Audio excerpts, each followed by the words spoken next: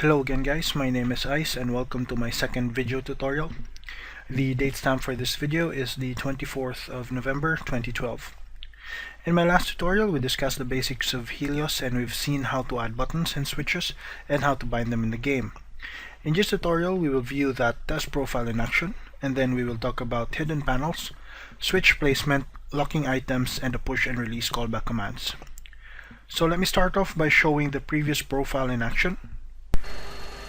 And here we have the cockpit in action, and this is the master arm switch and the laser arm switch. And let me just trigger the master caution light there by going to cat 1, and as you can see it's lighted up, and a press turns it off. And then here we have the fault acknowledge button. Right, let me just trigger that master caution light again.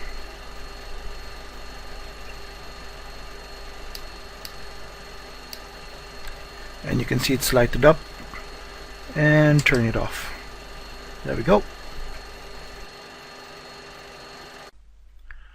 So here I have the previous profile open, and we will start by adding a hidden panel.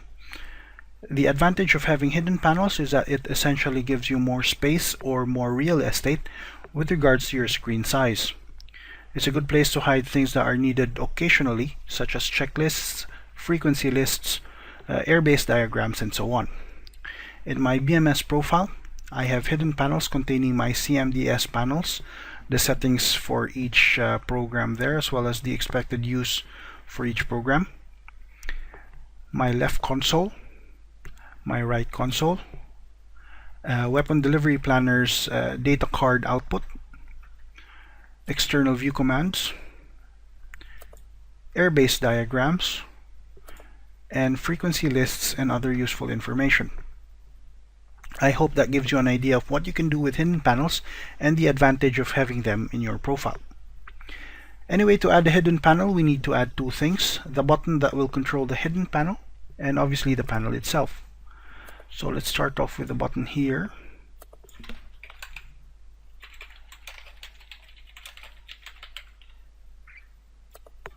Let me just resize that,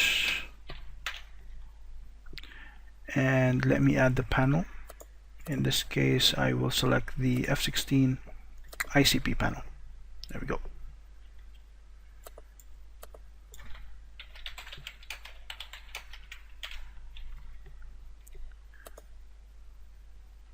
So there we have our button and the panel that we want to hide. Now to map this button to this panel, we simply go to the Input tab, select our monitor, and select the button.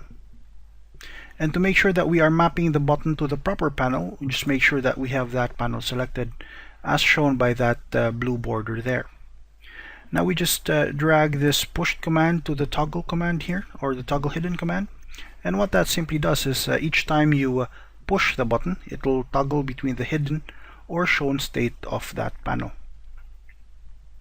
In my previous video I've said that I will talk about this hidden option here, and what that basically does, if you check it, is it determines whether that panel is hidden or shown on your profile when you start up your profile.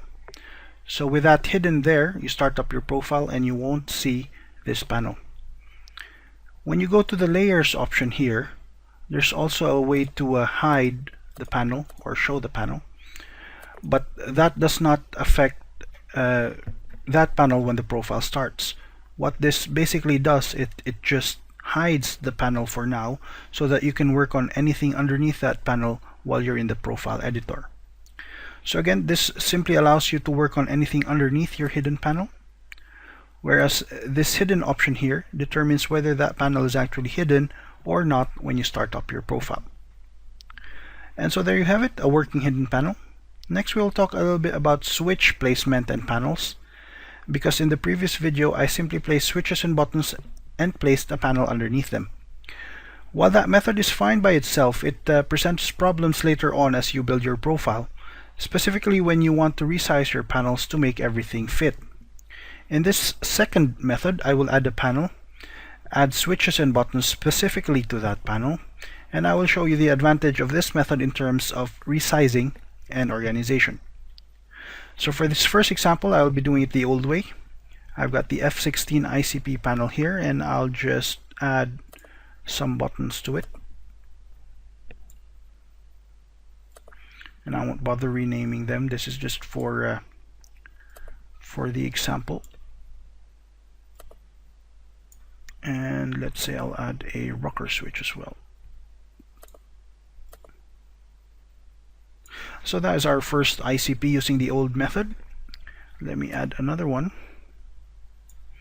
and I'll just call this panel ICP number 2. Now for the second method, we double click the panel, and as you can see, it brings up a new window specifically for that panel.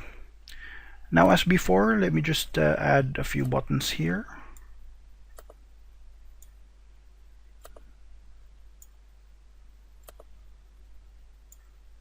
And let's add that rocker as well. There we go. So it's exactly the same procedure, but this time we are working with this panel specifically. Now the advantage to that, if you can see this one here, everything that you add here is shown in your main monitor as well.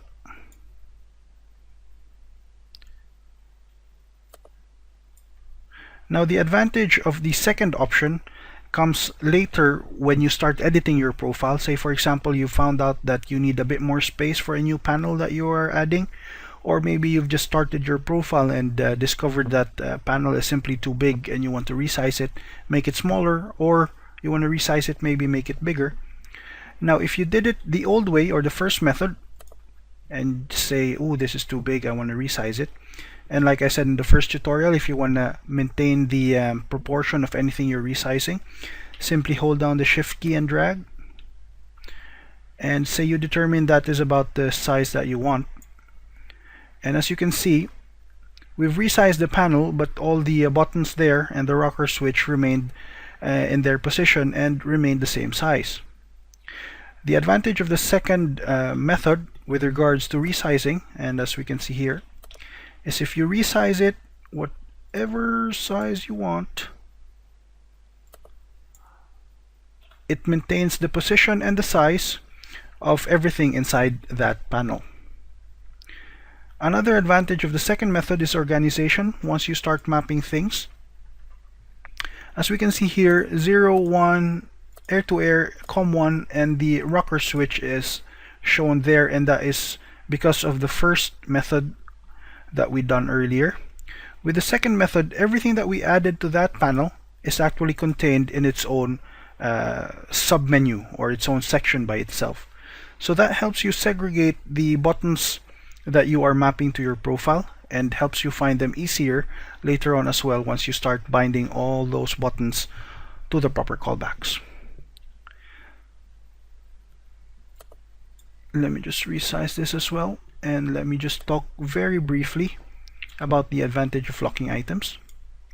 So for example, if you were working on a panel here and you've not bothered using the second method there because you're just adding a few switches.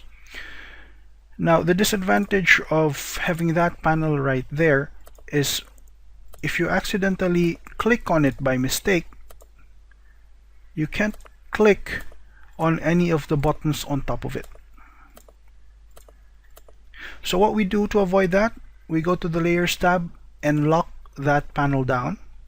So now we can select the buttons that we want, and even if we select that panel, it doesn't do anything, and we can select the buttons that we want again. Obviously, if you want to resize things again, just unlock that panel and you can resize them again as you need it. So I hope I've clearly shown the advantage of the second method of assigning switches and buttons to a specific panel, as well as the advantage of locking panels or locking certain items in your profile. Lastly, I will cover the push callback command and the release callback command. These commands are useful for things that have delays built into them, such as the emergency stores jettison switch and the eject switch. Obviously, you do not want to be dropping your stores or exiting your aircraft accidentally if you, by error, press the buttons in your profile, and that is why the delay is built into those commands. Now to add them, let me just add them real quick. For this example, I'll just add a stores jettison button.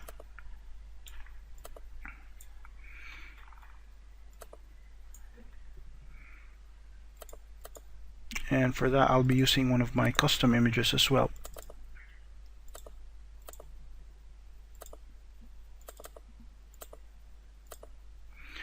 Let me resize that one.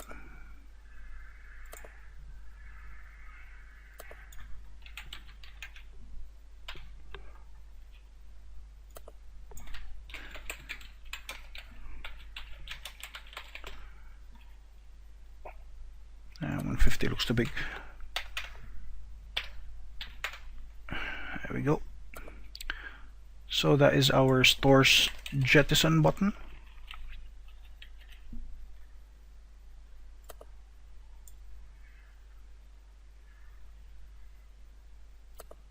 Now, the disadvantage of just using the send callback is that once you push the button, it will actually send the callback, and that's it. It doesn't matter how long you've pressed the button or if you keep your finger on the button. If it's a send callback command, it will send that callback straight away. The press callback command actually detects how long you are pressing the button, and as long as you've got your finger on the button, it'll keep sending the callback. So what we basically do, just press callback on the pushed state, map that to the proper callback, and again, every time you map for a pushed command, you will also want to program a released command. It's the same callback, and it just basically tells you that tells the sim that once you release that button, it will throw this callback as well. And that's it. That's our push callback command and release callback command done. I'll leave the testing of that profile up to you. And so in summary, we have discussed some of the advanced topics regarding Helios. We have seen how to add hidden panels and the usefulness of these hidden panels. We've also seen the advantage of adding buttons to specific panels and locking certain items, and how to map callbacks to the push and release callback commands.